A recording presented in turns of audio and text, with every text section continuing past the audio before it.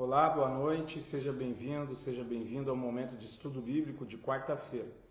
Tradicionalmente, nós fazemos o nosso estudo de maneira ao vivo, transmitido, mas hoje, em virtude de uma convocação da Diretoria Nacional da Igreja, toda a liderança, pastores e líderes, estão numa reunião tratando de assuntos pertinentes e importantes para o trabalho da Igreja Luterana no estado do Rio de Janeiro.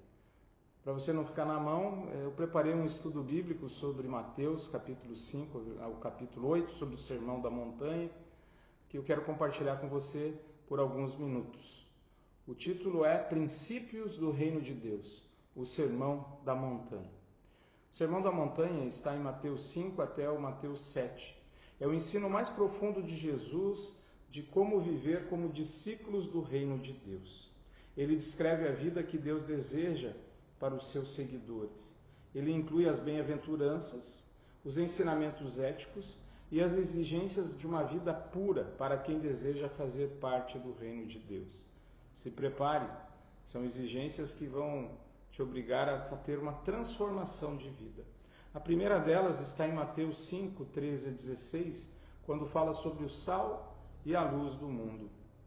O versículo-chave que nós podemos destacar é Mateus 5, 13, que diz: Vós sois o sal da terra, mas se o sol perder o sabor, com que se há de salgar? O ponto principal desse texto é: como seguidores de Cristo, somos chamados a ser influentes no mundo, sendo preservadores e transformadores. Somos chamados a ser luz do mundo. Com os nossos atos deve brilhar a luz para que os outros vejam e glorifiquem não a nós, mas a Deus. E aí vem uma pergunta: como você está impactando o mundo ao nosso redor? Estamos sendo luz, sal em nossas famílias, trabalhos e na nossa sociedade? É um desafio. Além desse desafio de ser sal e luz, somos chamados também a viver a lei e os profetas, como está em Mateus 5, 17 a 20. Jesus não veio para abolir a lei, ele deixa claro isso nesse princípio, nesses textos, nesses versículos, mas veio para cumpri-la perfeitamente. E Jesus ele vai além da letra da lei, ele ensina o espírito da lei. Portanto, eu e você devemos procurar viver a moral de Deus de forma plena e verdadeira. Inclusive, muitas vezes, abrindo mão da nossa vontade, da nossa interpretação e seguir a interpretação de Jesus nas questões como adultério, ira, juramento, vingança, amor ao nosso inimigo. Pois a ira, a raiva que leva ao pecado é tão grave quanto o assassinato. Adulterar no coração não é apenas o ato físico, mas também o desejo. Amar os inimigos. Jesus desafia os seus seguidores a amarem aqueles que nos odeiam. Pedidos difíceis que Jesus nos faz, porque a justiça de Deus ela é interior. Devemos buscar a pureza dos nossos atos, mas especialmente dos nossos pensamentos e atitudes. E aí com isso somos chamados à prática da piedade. Mateus 6, 1 a 18 nos ensina que quando nós dermos esmola, não devemos tocar trombetas diante de Deus, mostrar ao bem que fazemos. Somos ensinados por Jesus a não buscar aplausos humanos, mas fazer aquilo que deve ser feito de maneira secreta e sincera. Na oração do Pai Nosso, de Mateus 6, 19 a 13, ele nos ensina como orar. E é interessante nessa oração, porque é uma oração humilde, sincera, não é para ficar se exibindo. A mesma coisa o jejum pode ser praticado, deve ser feito em privacidade, sem ostentação. As pessoas não precisam saber, é algo entre você e Deus. E aqui eu quero chamar a atenção para algo extraordinariamente difícil nos nossos dias. Em Mateus 6, 19 a 34, especialmente no versículo 21, quando ele diz: onde está o teu coração, aí estará também, onde está o teu tesouro, aí estará também o teu coração. Jesus diz para a gente não viver preocupado com as coisas materiais e buscar em primeiro lugar o seu reino e a sua justiça. E aí vem a pergunta, o que é o mais importante para você, para mim? Estamos preocupados em armazenar tesouros no céu ou aqui na terra? Será que podemos confiar em Deus para suprir as nossas necessidades humanas ou temos que nos matar correndo atrás do ouro, do dinheiro? Veja quantas orientações e pedidos difíceis de se cumprir. E continua. A gente brinca que talvez seja o esporte favorito do brasileiro, não é o futebol. Mas em Mateus 7, 1-6, Jesus toca num ponto muito difícil também. Ele diz, em 7:1, não julgueis para que não sejais julgados. Como a gente tem facilidade em julgar os outros. Não devemos, Jesus nos ensina a não julgar, não devemos julgar os outros de maneira hipócrita, mas buscar corrigir em primeiro lugar a nossa vida, antes de ficar apontando o erro dos outros.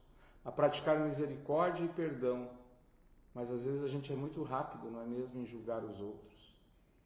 Como podemos ser mais misericordiosos, compassivos e menos críticos? Com tudo isso, Jesus chega a uma conclusão e nos diz: entrem pela porta estreita, pois larga é a porta e amplo o caminho que leva à perdição. Olhando para o que foi dito até agora, realmente a gente percebe que a porta é estreita. Quão difícil é viver de acordo com a vontade do Pai. Jesus alerta sobre os falsos mestres que vão nos ensinar que o caminho é mais fácil, é próspero, mas é um caminho estreito. É um caminho que procura viver ouvindo e vivendo a palavra de Deus. E isso é muito difícil. O caminho estreito nos chama a viver a vontade de Deus, a não ser seduzidos pelo caminho largo, que é mais fácil, mais leve, mas que leva à destruição. Para isso é necessário que a gente tenha sabedoria. E a sabedoria é ensinada pelo Jesus em Mateus 7, 24-27, no 24, quando ele diz: todo aquele que escuta as minhas palavras e as pratica é comparado a um homem prudente que edificou a sua vida sobre a rocha. A verdadeira sabedoria vai nos ajudar a viver de acordo com a vontade do Pai. E a verdadeira sabedoria está em ouvir as palavras de Jesus e tentar colocá-la em prática. Assim a gente estará construindo a nossa vida sobre a rocha e estaremos seguros não pelas obras que fazemos, mas por Cristo e pela sua palavra. A nossa vida, quando é construída sobre as palavras de Jesus, são vidas que têm em primeiro lugar a esperança, pois sabemos que o nosso futuro está nas mãos de Deus, que a nossa salvação, que o perdão dos pecados já nos foi dado através de Jesus Cristo. E estamos fundamentando as nossas decisões em Cristo. E com isso, nós estaremos no bom caminho, que é Jesus Cristo. Meu irmão, minha irmã, o Sermão da Montanha é um guia claro para a vida cristã autêntica, que nos chama a uma transformação profunda do coração. Não é uma vida de aparência, mas é uma vida que realmente está baseada em Jesus Cristo, procurando seguir as orientações de Cristo, mas com uma tranquilidade, porque é importante destacar, tudo isso que Jesus orienta é para a vida de quem já é cristão. Cristão é aquele que teve sua vida transformada por Cristo, perdoada por Cristo. Cristo morre na cruz e nos dá a vida eterna. E a grande preocupação de Jesus é que aqui no mundo a gente viva de uma maneira que possa testemunhar ao mundo o que é ser um filho de Deus, o que é fazer parte do reino de Deus. É amar, é servir, é a humildade, é não ter os seus olhos e o seu coração somente nas coisas materiais, mas confiar em Cristo como seu único Salvador. Portanto, o Sermão da Montanha, por mais que diga muitas coisas para que a gente faça, não cobra de nós que façamos isso para sermos salvos, mas nos orienta a sermos cidadãos do reino de Deus.